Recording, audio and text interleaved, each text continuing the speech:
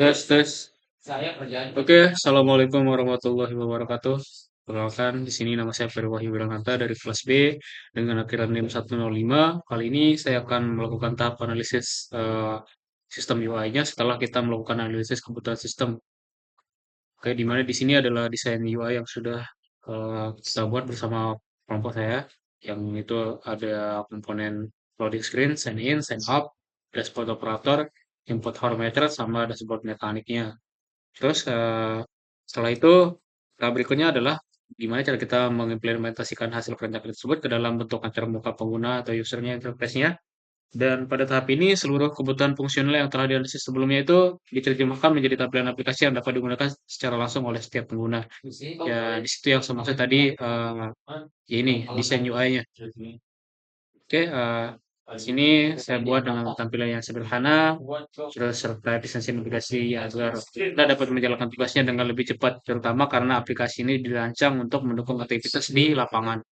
Oke, tahap pertama itu di sini ada seperti biasa, pada seperti aplikasi pada umumnya, itu ada tampilan loading screen, itu muncul ketika aplikasi pertama kali dijalankan, dan muncul logo dari sistem aplikasi kita itu VPN sistem namanya. Terus itu berfungsi ini tuh fungsinya seperti mempersiapkan data yang diperlukan sebelum masuk ke halaman berikutnya seperti itu. Dengan adanya loading screen itu proses perpindahan antara halaman menjadi lebih terstruktur dan memberikan pengalaman pengguna yang lebih baik. Setelah proses ini selesai, pengguna akan diarahkan ke menu sign in atau login. Di sini halaman ini berfungsi sebagai proses autentikasi agar penggunanya itu memiliki akun yang dapat mengakses sistem. Pada halaman ini, pengguna diminta memasukkan email atau NIK beserta kata sandi yang telah terdaftar. Setelah data berhasil diverifikasi, sistem akan mengenali hak akses pengguna berdasarkan role yang dimiliki. Sehingga uh, pada nantinya hmm, apa namanya, setiap pengguna itu akan diarahkan ke dashboard yang berbeda sesuai dengan tanggung jawabnya, baik sebagai operator, mekanik, maupun administrator. Mekanisme ini sesuai dengan rancangan use case yang sebelumnya telah dijelaskan, di mana tiap aktor memiliki hak akses dan fungsi yang berbeda.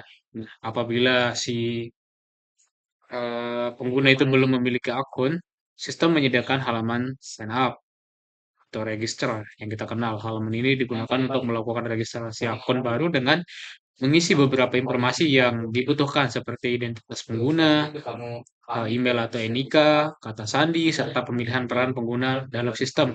Setelah seluruh data diisi dengan benar, informasi tersebut akan disimpan ke dalam database sehingga pengguna nanti dapat melakukan login pada penggunaan berikutnya. Dengan adanya fitur registrasi ini, proses penambahan personel baru dapat dilakukan secara lebih mudah tanpa harus melakukan konfigurasi secara manual. Setelah itu, eh, setelah proses login berhasil dilakukan nantinya, pengguna akan langsung masuk ke halaman dashboard utamanya. Seperti yang kita lihat di sini, dashboard ini menjadi pusat informasi dalam aplikasi karena seluruh data penting mengenai kondisi alat berat ditampilkan pada halaman ini. Pada dashboard operator, nanti penggunanya dapat melihat daftar unit alatnya beserta status kondisinya secara real time-nya. Status tersebut dibedakan menjadi 3 kategori, yaitu aman, waspada, dan kritis. Di sini sudah ada contoh yang tertera. Nah, habis itu pembagian status ini merupakan hasil dari proses perhitungan otomatis berdasarkan nilai parameternya yang telah dibandingkan dengan batas ambang atau threshold yang sebelumnya telah dirancang pada data flow diagram level 2-nya. Dengan demikian, operator dapat mengetahui kondisi setiap unit hanya melalui tampilan dashboard tanpa harus melakukan perhitungan secara manual.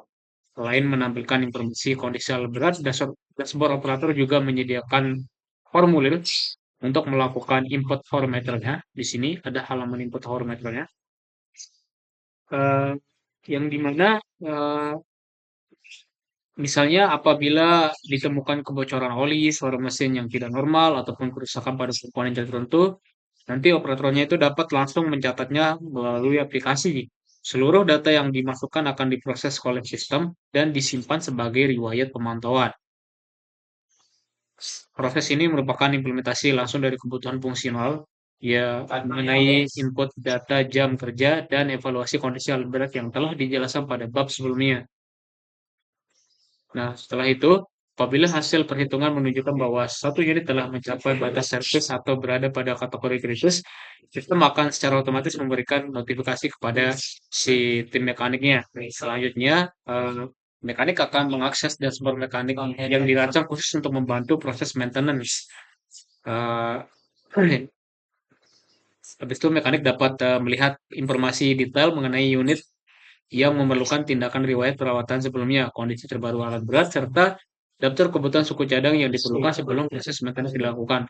Setelah proses perbaikan selesai dilakukan, mekanik dapat apa namanya? Mekanik nanti dapat menekan tombol konfirmasi penyelesaian servis. Ketika tombol tersebut dipilih, sistem akan menyimpan seluruh aktivitas maintenance ke dalam riwayat servis, kemudian melakukan riset nilai horometer sesuai dengan prosedur preventif maintenance yang telah dirancang sebelumnya. Dengan adanya proses ini, nanti seluruh riwayat itu bakal perawatan itu dapat terdokumentasi dengan baik sehingga memudahkan perusahaan dalam melakukan monitoring terhadap kondisi setiap aset yang dimiliki.